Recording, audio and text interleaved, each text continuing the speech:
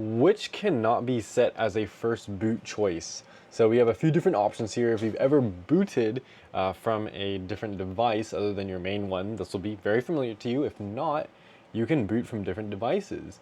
So before you get into your operating system, you need to go in your BIOS, you need to change the boot order or do a one-time boot from a specific device.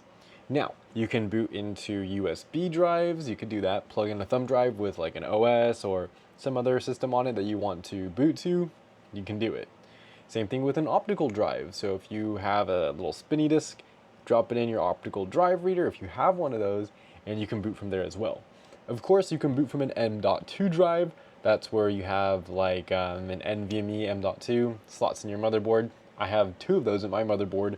One of them hosts my OS and boots super fast. I would always recommend M.2 drives.